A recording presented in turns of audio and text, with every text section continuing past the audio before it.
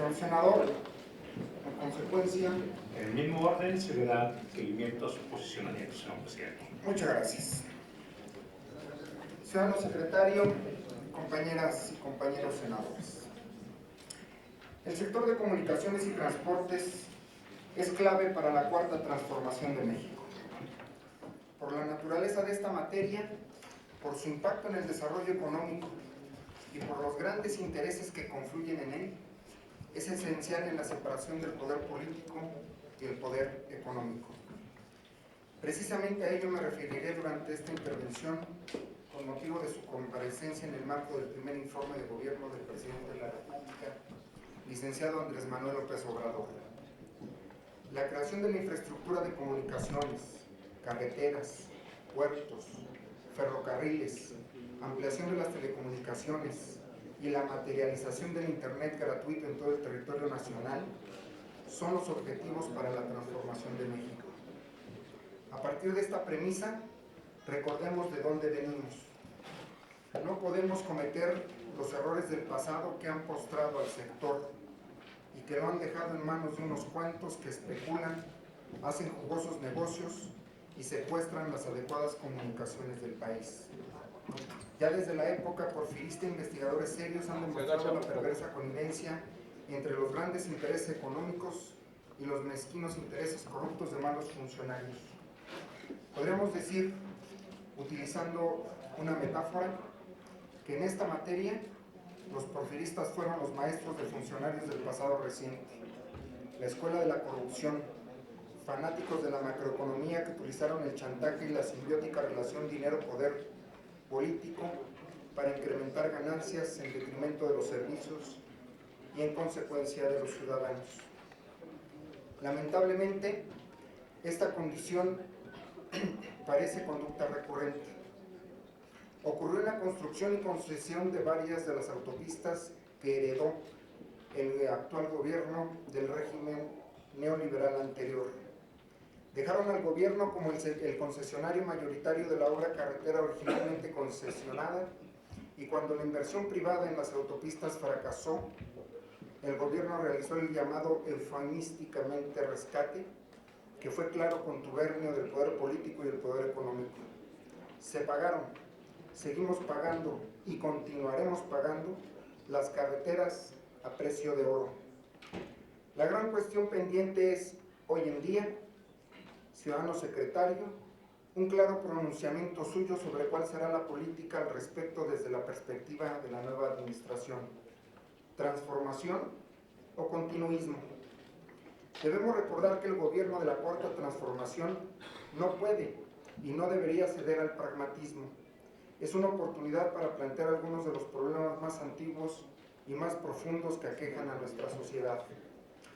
Todo el mundo esperamos que la otrora Banca de Desarrollo Nacional, Banobras, deje de administrar concesiones de carreteras de peaje, abandonando el objeto social para lo que fue creado. Tenemos depositada la confianza de que esto cambiará bajo el proyecto de la cuarta transformación. Indudablemente nos parece relevante el esfuerzo desplegado para pavimentar caminos y comunicar poco más de 300 cabeceras municipales, principalmente en el sur del país. Sería un despropósito ya entrados en el siglo XXI que como nación no contribuyamos a la plena conectividad de los municipios más pobres de México con el resto del país.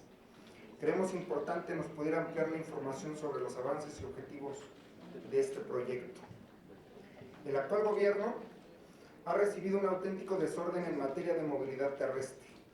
Podríamos, sin temor a equivocarnos, afirmar que las comunicaciones en distintos puntos está colapsada por una deficiente ejecución de los proyectos carreteros, así como la postergación de obras y falta de planeación adecuada.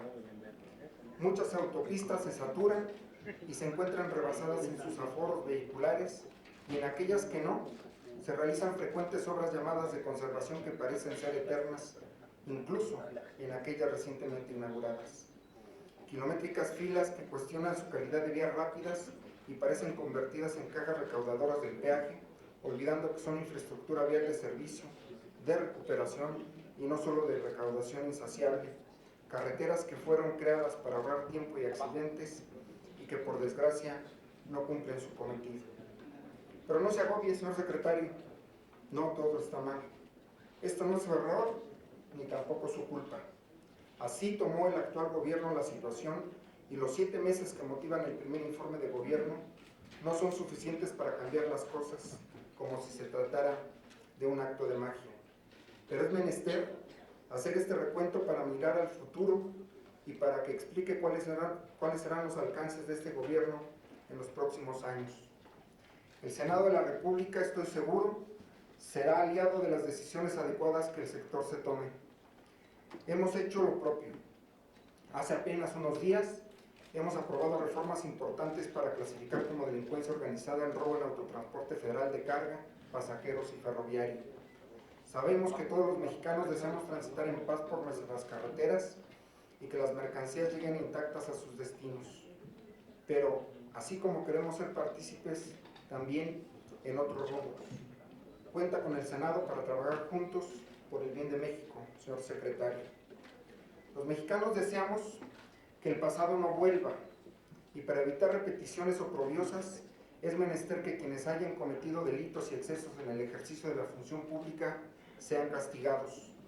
A los mexicanos no se nos olvide el escandaloso asunto de la cancelación del proyecto ferroviario México-Querétaro, que impuso una carga extraordinaria al erario público y que puso en evidencia el contubernio entre el poder político y el poder económico. Y como dice el dicho, aquí no ha pasado nada. Ningún sancionado por esta mala y costosa decisión que ahuyentó a los inversionistas. A este proyecto se lo llevó el tren de la corrupción y fue un auténtico cuento chino. Por cierto, ciudadano secretario, esta es la ocasión propicia para que nos pueda recordar a los y las senadoras el estado que se encuentra el tren interurbano México-Toluca. ¿Nos podría informar, si está en sus posibilidades, cuándo se culminará esa majestuosa pero eterna obra y cuál será el costo aproximado final de esa excentricidad de viaducto elevado ferroviario que constituye un verdadero monumento a la corrupción y a la falta de proyección de costos adecuados? Si se siguiera el mismo criterio del nuevo aeropuerto de la Ciudad de México, se debería de haber cancelado esa obra, pero entendemos que el nivel de avance de la misma hace inviable ello. Pero es necesario advertir también que en ese proyecto están prácticamente las mismas empresas y los mismos funcionarios del aeropuerto, del proyecto del Aeropuerto Internacional de la Ciudad de México. Ese despilfarro contrasta con el proyecto de Tren Maya, que utiliza el derecho de vía y tramos ferroviarios ya existentes para comunicar el sureste mexicano. Reconocemos esta acertada decisión presidencial que ha sido acompañada por la totalidad de gobernadores y la mayoría de la población de aquellos rumbos. Considero oportuno en este momento para que nos pudiera informar usted de los avances del proyecto y cuál es el estado que guarda. No tocaré el tema de la cancelación del proyecto del nuevo Aeropuerto Internacional de la Ciudad de México, en virtud de que este Senado ha aprobado ya un punto de acuerdo para que rinda un informe pormenorizado sobre este asunto y creo conveniente esperar ese documento que espero llegue pronto. Confiamos en la viabilidad del futuro aeropuerto en la base de Santa Lucía.